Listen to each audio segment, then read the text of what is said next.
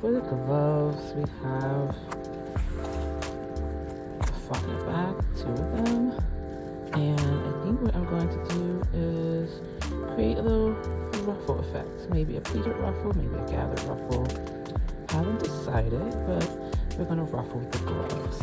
Okay.